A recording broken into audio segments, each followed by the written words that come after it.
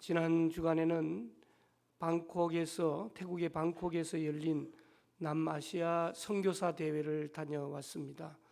제가 여행한 것을 자랑한 것이 아니고 배운 것을 보고 드린 자리입니다. 남아시아라는 말 들어보셨나요? 나는 이번에 그런 나라들이 있는 줄을 듣기는 했지만 거기서 선교하시는 선교사님들을 처음 만났습니다. 제일 큰 나라는 인도, 그 다음에 방글라데시, 스리랑카, 파키스탄, 네팔, 이런 나라들 저는 한 번도 가보지를 못했습니다. 그런데 다녀오신 목사님들이 간증하기를 다시는 가고 싶지 않은 나라, 그렇게 표현하더라고요. 지저분하고 못 살고 또 예수님 마음대로 믿지도 못하게 하는 그런 나라였다라고 하는 겁니다. 그러면 왜 이 선교사님들 가족들이 모였느냐? 3년에 한 번씩 수련회를 하는 거예요. 여러분, 그 5개, 6개 나라, 부탄, 몰디브까지 포함될 수 있습니다만은 그 나라에서는 이런 수련회를 할 수가 없어요.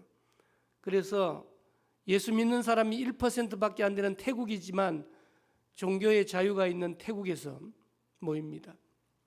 선교사 53가정의 부부와 그분들의 어린 자녀들이 함께 했습니다. 120명이 모였어요. 3박 4일 호텔에서 먹고 자고 수련회를 합니다.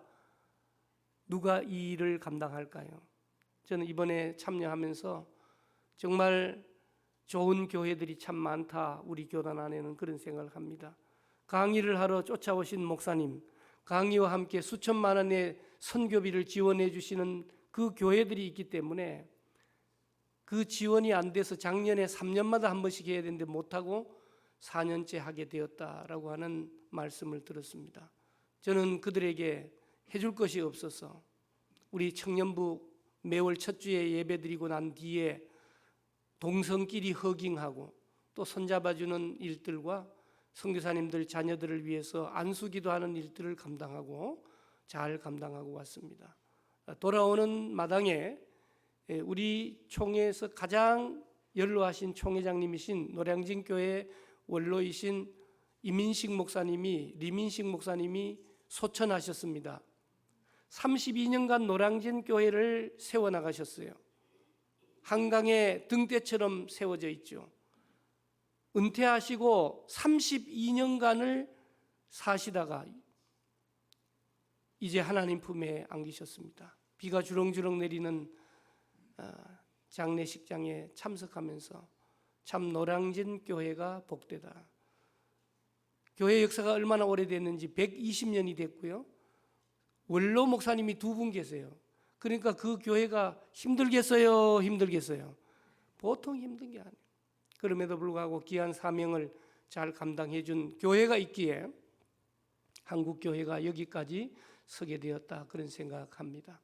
우리 교회는 창립주일이 7월 둘째 주일이기 때문에 맥주 감사절을 좀 당겨서 합니다. 지난 6개월을 뒤돌아봅니다. 눈 내리는 추운 1월이 시작된 것 같은데 벌써 녹음이 짙은 6월이 다가왔습니다. 지난 6개월 동안 아무 일도 없었어, 잘 먹고 잘 살아서 평안해, 그런 가정도 있으시겠지만 남모르는 눈물로 한없이 밤잠을 설친 지난 세월을 보낸 분들이 너무나 많습니다. 국가적으로도 그렇습니다. 우리는 이 맥추절, 이스라엘 백성들이 광야에서 나와 이제는 젖과 꿀이 흐르는 가나안 땅에서 처음 익은 보리추수의 열매로 하나님께 제사를 드렸던 이 맥추절 절기를 우리는 한 해의 반을 보내면서 우리 자신을 뒤돌아보면서 지켜나갑니다. 오늘 우리가 6개월을 보내면서 이 자리에서 예배 드릴 수 있는 은혜는 무엇입니까? 첫째는 때를 따라 돕는 은혜로 하나님께서 우리의 마음을 만져주셨다라고 하는 겁니다. 생각지도 못한 위로의 손길을 하나님께서 보내주셨습니다. 미처 깨닫지도 못한 순간에도 숨 쉴 공기를 주시고 우리의 일터와 가정을 지켜주시기 때문에 오늘 우리가 이 자리에서 예배 드리게 됩니다. 당연하게 여겼던 일상의 순간들이 모여 벌써 2026년 6월의 마지막에 다가오게 되었습니다. 여러분, 맥추절은 추수가 다 끝난 뒤에 하나님께 제사를 올려드리는 절기가 아니고 첫 열매를 드리는 절기였다라고 하는 겁니다. 여전히 해결되지 않은 문제가 우리 속에 많이 남아 있지만 결핍의 상황 속에서도 우리가 드려야 할 것이 바로 감사의 제사였다라고 하는 겁니다. 오늘 본문에서 히브리서 기자는 지금까지 구약 시대에 드렸던 동물과 곡식의 제사가 아닌 예수 그리스도로 말미암은 새로운 제사, 하나님이 기뻐하시는 제사가 뭐냐 우리에게 가르쳐주고 있습니다. 첫째는 오늘 15절 말씀 보니까 찬송의 제사다 그렇게 말씀하고 있죠. 성경은 우리에게 특별히 시편에서 호흡이 있는 자마다 뭐하라고요? 여호와를 찬양하라. 여호와를 찬양하라. 여러분, 세상에서 가장 행복한 일이 무엇이냐? 숨을 쉬는 줄도 모르고 쉬고 앉았는 것이 가장 감사한 거예요. 저도 어제 저녁에 기침을 하도 해가지고 오늘 예배 드릴 수 있겠나 생각했는데 하나님께서 도와주셨는데, 여러분, 숨을 쉬는지 안 쉬는지 몰라야 돼요. 여러분들이 앉아서 예배 드리지만 여러분들이 지금 앉아 있는지 서 있는지 떠 있는지 전혀 몰라야 돼요. 그게 건강하신 거예요. 앉아 있는데 엉덩이가 베긴다든지 눈이 침침하다든지 그럼 그것이 바로 아픈 것 아니겠습니까? 사랑하는 성도 여러분, 오늘 우리는 지난 6개월 동안 어떤 사람은 취업의 문턱에서 고배를 마셨고 믿었던 관계가 깨어졌고, 그러나 바로 그러한 때에 우리가 해야 될 일이 제사 드릴 때이고, 특별히 하나님이 기뻐하시는 제사는 찬송의 제사다 그 말이죠. 사랑하는 성도 여러분, 우리 주님은 찬송 중에 거하신다 말씀하셨어요. 찬송을 부르세요. 찬송을 부르세요. 아멘 아니고 찬송을 부르세요. 그 다음 뭐라 그럽니까? 놀라운, 늘 찬송하면서 주님께 더 가까이 나아가는 저와 여러분들이 되시기를 주님의 이름으로 축복합니다. 여러분, 도저히 찬송할 수 없는 상황, 기가 막힌 상황 속에서 내 감정을 쳐서 복종시켜서 이때도 찬송해야 된다. 세상 노래는 우리를 우울하게 만들어요. 우리를 죽음으로 몰아가는 거예요. 그러나 주님을 찬송하는 이 찬송은 우리를 살려내고 기적을 일으키고 주님을 만나게 해주시는 줄로 믿습니다. 그런데 그 찬송의 제사를 언제 드려야 됩니까? 오늘 본문은 찬송의 제사를 그 앞 단어를 보니까 항상 드리라 그렇게 말씀하고 있습니다. 여러분, 항상 드리는 것은 중요한 일입니다. 우리가 밥을 한두 끼는 안 먹어도 죽지 않습니다. 살이 오히려 빠집니다. 그러나 숨을 쉬지 않고 한두 끼를 지나면 죽을 수밖에 없는 인생이죠. 소중한 것일수록 항상 해야 됩니다. 항상 기도합니다. 항상 찬송합니다. 쉬지 말고 기도하고 범사에 감사합니다. 항상 기뻐합니다. 그런데 아유, 무슨 소리 합니까? 너무너무 힘든데. 여러분, 지난 6개월 동안 우리 성도들 가운데 가뭄 같은 메마름 속에서 타들어가는 가슴으로 남모르는 눈물을 흘리는 분들이 많습니다. 예고 없이 찾아온 인생의 폭풍 앞에 사시나무 떨듯이 하나님 도대체 왜 나입니까? 왜 우리 가정입니까? 원망하며 밤지새운 성도들도 계시며, 갑자기 병원에 입원하여 각종 암을 수술한 분도 계십니다. 인간적인 눈으로 보면 감사할 조건이 없고 찬송이 나올 수 없습니다. 그러나 성경은 항상 찬송의 제사를 드리라. 왜? 오늘 15절 말씀에 보면 이유가 있죠. 항상 앞에가 뭐냐? 예수로 말미암아. 예수로 말미암아 항상 찬송의 제사를 드릴 수 있다. 할렐루야. 찬송의 제사를 항상 드리는 이유가 뭐라고요? 예수로 말미암아. 여러분들에게 있어서 예수님은 어떤 분이십니까? 하늘 보좌를 버리시고 인간의 몸을 입고 이 땅에 오시는 도성인신하시는 인카네이션 하시는 그 자체도 힘들고 어렵고 정말 어려운 일인데 우리의 죄를 대속하시기 위하여 십자가에 달려 죽으시고 부활하시고 그러므로 말미암아 오늘 우리를 하나님의 자녀 삼아주신 그 놀라운 은혜 때문에 항상 찬송의 제사를 드리는 성도들인 줄로 믿습니다. 과거 영국의 한 탄광총에 독실한 크리스찬 광부가 있었습니다. 광부들에게 있어서 항상 두려움은 갱도가 무너지는 것입니다. 아니나 다를까 갱도가 무너졌습니다. 죽지 않고 살기는 했는데 두 다리를 잘라내게 되었습니다. 병원에 입원해 있는 이 광부 집사님에게 목사님이 신방하셨습니다. 할 말을 잃었습니다. 손을 잡고 두 사람이 함께 눈물을 흘립니다. 광부가 이야기합니다. 목사님, 사탄 마귀가 내 귀 속에 자꾸 얘기해요. 네 하나님이 살아있다면, 네가 믿는 하나님이 살아있다면 두 다리가 잘리겠느냐? 이제 네 인생 끝났어. 네가 믿는 하나님을 저주하라, 저주하라. 사탄이 자꾸 얘기한다는 거예요. 그런데 목사님, 신기하기도 내 마음속에 예수님의 음성이 들려요. 내 아들아, 사탄은 내 두 다리를 빼앗아 갔을지 모르지만 영원한 천국을 향해 걸어갈 수 있는 믿음의 다리는 빼앗아 가지 못한단다. 내가 너와 함께한다. 이 음성이 들린다는 거예요. 그래서 목사님에게 이 광부는 얘기합니다. 목사님, 내 육신의 두 다리는 잘려나갔지만 저를 구원하신 예수님이 내 안에 계시는 한은 저는 영원히 주님을 찬송하겠습니다 고백했다라고 하는 사실이에요. 오늘 사탄은 우리의 환경을 흔들며 불평을 심으려고 하지만 우리를 지옥 형벌에서 건지시고 십자가에서 피 흘려주신 예수 그리스도 한 분만으로 우리의 영혼은 감사의 조건을 갖추게 되었기에 오늘 찬양대로, 오늘 교사로, 오늘 교회에서 직분자로 봉사하게 된다라고 하는 사실입니다. 오늘 우리는 조금만 돌아서면 환경 남의 탓으로 불평과 원망의 쓴뿌리가 남아있어요. 이제 맥주 감사절을 맞이하여 우리의 시선을 다시 한번 십자가 은혜를 바라보며 모든 어둠을 걷어내는 저와 여러분들이 되시기를 주님의 이름으로 축복합니다. 두 번째 하나님이 기뻐하시는 제사는 16절에 나와 있습니다. 오직 선을 행함과 서로 나누어 주기를 잊지 말라. 이것이 바로 제사다 그 말이에요.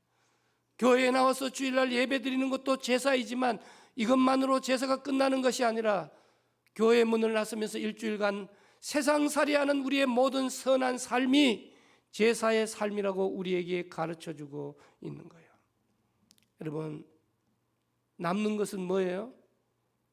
따라합시다. 먹는 것만 남는 것이다. 좋은 걸 드셔야 합니다.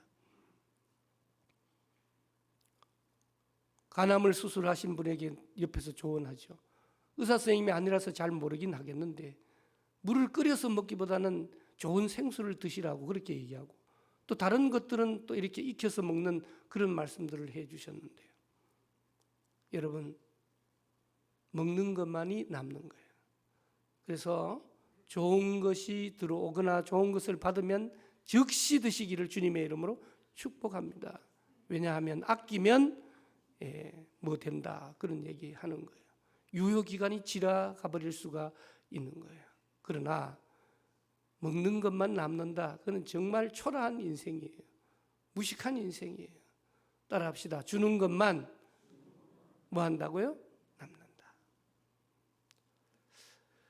저는 이번 남아시아 선교대회를 통해서 이런 교회, 이런 목사님들이 계시기에 이러한 일들이 일어나는구나. 예산을 세웠는데 큰 교회가 참여한다 그러다가 몇 교회가 참여를 안 하니까 선교사 대표는 속이 타는 거예요. 그래서 염치불구하고 내는 놈에게 더 내라고 하는 거지, 전화해서. 그러니까 이미 낸 것이 있으니까 안 낼 수도 없고 더 내지. 그러나 억지로 참여한다 할지라도 하나님의 놀라운 축복이 정말 짧은 기간이었지만 많은 생각을 하게 되었어요. 우리 교회에서 주원 선교사로 지원했던 판카즈, 그의 아내 이혜정, 우리 교단법이 이중 국적을 가지면 선교사로 인정을 하지 않아서 어려움이 있지만, 또 라보성 목사님도 나는 한인교회 그러면 그냥 한인교회인 줄 알았더니만 인도라고 하는 나라에 한인교회 목사로 목회할 수 없어요. 남의 회사에 직원으로 들어가서 눈치 보면서, 그러면서 사모님이 병이 드셔서 국내에 와 있는 동안 딸을 키우면서 도저히 인도에서는 사역하기 힘들다 생각해서 이번에 들어가 보니까 태국으로 선교지를 바꿔서 준비하고 있다, 그런 소식도 들었습니다. 사랑하는 성도 여러분, 하나님께서는 단호하게 말씀하십니다. 주일 예배만큼이나 월요일부터 토요일까지 우리의 일상생활에서 우리의 손을 펼치고 나누는 삶이 하나님이 기뻐하시는 제사다, 그렇게 말씀하고 있습니다. 여러분 한번 생각해 보세요. 저 서울숲의 나무들이 이 떼약볕에 남 너무 지쳤으니까 인간들 너희들을 위해서는 내 그늘 한 뼘벼 주지 못하겠다고 말한다고 욕심을 부린다고 생각해 보세요. 아무 대가도 없이 찾아온 지친 시민들에게 자신의 온몸을 펼쳐서 뜨거움을 받아들이면서 시원한 그늘을 내어주고 있다라고 하는 겁니다. 매연이 가득한 이 도심의 한복판에 산소를 공급해주고 있다라고 하는 사실입니다. 사실 우리가 살고 있고 교회가 존재하고 있는 이 성수동 서울숲은 소비의 도시일 것입니다. 그러나 오늘 우리는 영적인 트렌드를, 영적인 거룩한 생산지를 만들어 나가는 것이 우리의 사명이다라고 하는 사실을 기억해야 합니다. 교회의 목적 중에 보시는 대로 교제하는 것, 코이노니아, 디아코니아, 봉사하는 사역이 반드시 들어가게 되잖아요. 여러분, 오늘 우리는 상대방의 아픔을 깊이 공감하고 내 삶의 일부분을 떼어주는, 차고 넘쳐서 내겐 필요가 없어서 남아 돌아서 주는 것이 아니라 내 몸의 일부를 떼어주는 그런 나눔이 하나님이 기뻐하시는 산제사다, 그 말이죠. 대구의 한 재래시장 모퉁이에 조그맣게 국밥집을 운영하는 집사님이 계셨습니다. 이 집사님은 맥주 감사절이 돌아오면 꼭 행하는 일이 있었습니다. 그것은 홀몸이신 어르신들과 노숙자들을 초청해서 그날만큼은 돈을 받지 않고 국밥을 대접하는 일이었습니다. 해가 지나 굉장히 경제적으로 어려운 시기가 되었습니다. 식당 운영도 어려우리만큼 힘들었습니다. 주변에서 원래는 그만 대접하고 한 해 쉬어라고 만류했습니다. 그러나 그 집사님은 목사님에게 그런 얘기했죠. 목사님, 제가 평생 먹고 살기 바빠서 섬기는 교회에 건축원금 한 번 못했습니다.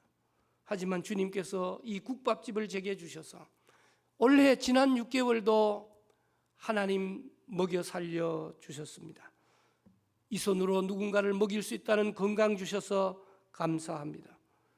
제가 이 국밥을 홀몸이신 분들과 노숙자들에게 대접하는 것은 돈이 남아서가 아닙니다. 주님께로부터 받은 은혜가 너무 뜨거워서 이 국밥에 주님의 사랑을 담아 대접하는 이것이 저의 예배입니다. 제사입니다. 주님께서 기쁘게 받아주실 줄로 믿습니다. 고백했습니다. 사랑하는 성도 여러분, 지난 6개월을 한번 뒤돌아보아야 합니다. 오늘 우리가 감사절을 지킨다는 것은 목사도 부담이 되는 얘기예요. 그러나 부담이 되지 않고 이루어지는 일은 아무것도 없다. 너무 감사한 거예요. 목사기 때문에 교회 나오고 목사기 때문에 부담을 가지는 것처럼 오늘 우리가 이 자리에 나와 앉아서 한번 생각을 해보는 거예요. 감사의 출발은 생각에 있다라고 하는 겁니다. 누군가 날 위해 기도해 주셔서, 아니 서울숲교회 성도님들이 기도해 주셔서 오늘 우리 교회가 지난 6개월 동안 큰 대가 없이 하나님의 영광을 위해 달려오게 되었다라고 하는 사실이죠. 사랑하는 성도 여러분, 하나님이 기뻐하시는 제사는 늘 찬송하는 제사예요. 하나님이 기뻐하시는 제사는 주일날 예배만 드리는 것이 아니라 월요일부터 토요일까지 나누는 제사예요. 나누는 제사예요. 나누는 제사예요. 이번 남아시아 대회도 나누는 분들이 참 많았어요.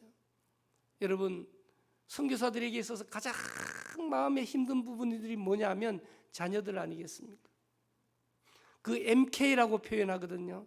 그런데 이번에 보니까 PK가 MK를 도와주고 있어요. PK가 뭐냐면 축구할 때 공 차는 게 PK가 아니고 목회자 자녀들이 선교사 자녀들을 위로하고 그분들을 위해서 도와주기 위해서 한국에서 자비량으로 자기 모든 재정을 대해 가지고 와서 MK, 자녀들은 자녀들대로, 부모들은 부모들대로, 경기중앙교회는 온 선교팀이 와서 그 온갖 자비를 뒷바라지하는 일들을 보면서 하나님은 살아계시다 고백할 수밖에 없었습니다. 세 번째로 하나님이 기뻐하시는 제사는 영적인 지도자들을 위해 순종하고 기도하는 제사다라고 하는 겁니다. 여러분 단체에 리더십을 세웠다고 생각해 봐요. 그리고 막 흔들어, 욕먹게 만들어, 일도 못하게 만들어. 그건 사탄이 시키는 일들이에요. 부족하고 연약한 사람들이 있을 수 있어요. 돌아가면서 회장하다가 보면 그러면 더 순종하고 더 기도함으로 말미암아 그 공동체가 평안함을 유지해야 된다는 거죠. 오늘 중요한 말씀이에요. 차례대로 성경을 읽어가면서 설교하기 때문에 내가 이 말씀을 오늘 꼭 하기 위해 준비된 말씀은 아니에요. 뭐라고 얘기합니까? 17절, 너희를 인도하는 자들. 여러분들을 인도하는 자들이 누구예요? 가정에는 가장이에요. 교회에는 목사이기도 하면서 우리 장로님들이에요. 나라의 대통령과 지도자들이에요. 이런 분들을 위해서 뭘 하라는 겁니까? 순종하고 심지어는 복종하라. 여러분, 아버지가 잘못 아시고 판단하고 가르칠 수 있어요, 없어요? 있죠. 우리 아버님들은 무식하잖아요. 나보다 더 무식하잖아요. 유식하는 아버님들이 못 참는 일이 뭐예요? 내가 인류대학 나왔는데 우리 아들이 삼류대학 나오는 거 못 참는 것이죠. 생각해 보세요. 부족한 점이 왜 없겠어요? 그러나 여러분, 지도자들이 부족해서 지혜로운 판단을 했다고 하는데도 불구하고 잘못돼서 스스로 느끼고 죄송하다고 하고 바로 잡을 때까지 순종하고 복종하고 기도하는 것은 너무 중요한 거예요. 내가 해야 된다. 내가 데모하면서 해야 된다. 내가 고쳐야 된다. 물론 그럴 필요도 있긴 하겠지만 하나님은 살아계십니다. 하나님은 살아계십니다. 하나님은 살아계십니다. 우리가 할 수 있는 일은 순종과 기도라고 말씀하고 있죠. 왜요? 이유가 나와 있죠. 17절에 보면 그들은, 영적인 지도자들은, 우리 가정의 지도자들은 너희 영혼을 위하여 뭐합니까? 경성하기를 자신들이 청산할 자인 것처럼 한다. 부모님이 자식들이 부도나고 힘들고 어려우면 부모님들이 책임지는 거 아닙니까? 그런 마음으로 교회 공동체를 비롯한 영적인 리더자들은 인도하고 경성하기를 자녀들을 향하여 책임지는 부모들처럼 하기 때문에 우리는 뭐 한다고요? 순종하고 기도해야 된다라고 하는 거죠. 여러분, 신앙생활은 혼자 될 수 없는 거예요. 가장 불쌍한 사람이요, 교회에 등록을 하지 못하시고 그냥 이 교회 저 교회에 방황하고 쇼핑하는 분들이에요. 여러분, 교회에 등록하시고요, 적극적으로 참여하시고요, 여러분들의 달란트와 에너지를 그 교회에 쏟아붓고요, 여러분들을 통해서 하나님께 영광 올려드릴 수 있도록 도와주시는 일이 너무 중요하다, 그 말이에요. 여러분, 오늘 우리의 신앙은 서울숲의 나무들처럼 겉으로 보기에는 뚝뚝 떨어져 혼자 서 있는 것 같지만 그 땅바닥을 파보면 온갖 나무의 뿌리들이 얽혀 있어서 평상시에는 모르지만 바람이 불고 태풍이 불어도 지탱하고 있는 것을 보여주고 있는 겁니다. 사랑하는 성도 여러분, 그러면 이 영적인 지도자들이 어떻게 되기를 우리가 해야 되느냐? 17절 하반절에 보니까 그들로 하여금 어떻게 일하도록요? 즐거움으로 해요. 여러분, 지금까지 24년의 세월 속에 지나온 시간들을 돌아보면 정말 부족한 게 너무나 많고 또 해서는 안 될 일들을 진행한 것도 있는데도 불구하고 저를 위해서 기도해 주시고 또 함께 해 주시고 도와주셨기 때문에 오늘 이 자리까지 오게 되었어요. 그래서 저는 이 바깥에 나가서 늘 자랑하는 거예요. 우리 장로님들하고 싸워본 적이 없다, 그렇게 말하면서 장로님들을 자랑하기도 합니다. 사랑하는 성도 여러분, 오늘 우리는 고립된 섬이 아니라 교회의 믿음의 네트워크를 통해서 우리 서로가 서게 만들어주는 삶을 살아야 된다라고 하는 것입니다. 많은 사람은 느슨한 연대를 선호해요. 교회에 책임지지 않고 적당한 거리에서 왔다 갔다 해요. 여러분, 오늘 우리를 위해 울어줄 영적 지도자가 있다는 사실을 기억하고 장로님들을 만나실 때 격려해 주시기를 부탁을 드립니다. 영적인 지도자들 완전한 존재가 아닙니다. 연약합니다. 그러나 영적으로 보면 최전방에 위치되고 있는 거예요. 담임 목사를 넘어뜨리면, 장로님들을 넘어뜨리면 교회가 망가지게 되어 있는 거예요. 항상 사탄 마귀의 세력이 침투하는 최전방에 위치해 있기 때문에 그들을 위해서 기도하는 일은 너무나 소중하다라고 하는 겁니다. 종교개혁자 존 갈뱅이 제네바에서 모진 박해와 살해 위협 속에서도 종교개혁을 이루었습니다. 어떤 사람이 물었어요. 칼빈은 눈물을 흘리며 고백하는 겁니다. 내가 지치고 무너질 때 저녁마다 새벽마다 나를 위해 침상을 적셔가며 울며 기도하는 이름 모를 성도들이 기도가 있었기 때문이다. 사탄이 내 심장을 겨누고 화살을 쏠 때 그 이름 모를 성도들의 눈물의 기도를 통하여 거대한 방패가 되어 막아주었기 때문에 종교개혁을 이룰 수 있다고 고백하고 있습니다. 사랑하는 성도 여러분, 지난 6개월 동안 서울숲교회가 바로 이 자리에서 하나님의 방주 역할을 감당했던 사실을 기억하십시오. 아니, 몇 년 전만 해도 교회가 다른 교회로 인하여 경매에 시달렸던 사실들을 기억하십시오. 우리 교회는 많은 은혜를 받았습니다. 우리 교회는 교육자들과 우리 장로님들과 온 성도들의 기도에 강력한 끈으로 꽁꽁 묶여서 그 어떤 태풍이 불어온다 할지라도 꼼짝하지 않는 저와 여러분들이 되시기를 주님의 이름으로 축복합니다. 하나님이 정말 원하시는 것은 외면의 거룩한 화려한 대리석 건물이나 거창하고 세련된 예배 형식이 아니라 수천 마리의 양과 소보다 오늘 이 아침 주님 앞에 가지런히 모여서 하나님 앞에 올려드리는 제사를 받으십니다. 찬송 많이 하세요. 많이 나눠주세요. 아멘 하시면 더 나눠줄 텐데 많이 나눠주세요. 많이 나누세요.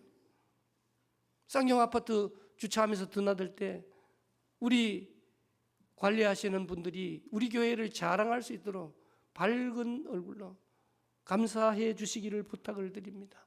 더 나아가서 가정의 영적인 지도자인 우리 아버님, 또 어머님, 그리고 교회의 지도자들, 그리고 구청과 서울시의 리더십들을 위하여, 그리고 대통령의 리더십을 위하여 함께 기도하여, 기도하는 이유가 뭐냐?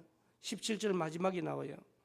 우리가 그들로 하여금 근심되게 하면 너희에게 유익이 없다. 그들을 사랑해서라기보다는 우리 공동체의 유익을 위하여, 우리는 리더십을 위하여 기도하는 거죠. 여러분, 오늘 본문은 우리에게 찬송과 기도가 우리에게 있어서 얼마나 소중한지를 가르쳐주고 있습니다. 찬송을 부르세요. 놀라운 일이 생깁니다. 기도를 하세요. 어려운 일이 지나갑니다. 다시 한번 남아있는 6개월 동안, 6개월은 우리에게 있어서 너무 소중한 기간이에요. 총회의 리더십을 짊어져야 할 수밖에 없는 상황이에요. 함께 기도해 주셔서 저와 여러분들이 이 공동체를 통하여 너무 기쁨이 충만한 6개월이 될 수 있기를 주님의 이름으로 축원합니다. 살아계신 하나님, 한 해의 절반을 보낸 이 자리에서 지난 6개월 겪었던 아픔과 상처 때문에 낙심해 있다면 주님 십자가를 바라보며 다시 한번 일어설 수 있도록 찬송의 제사, 나눔의 제사, 리더십을 향한 순종과 기도의 제사가 올려질 수 있도록 도와주시옵소서.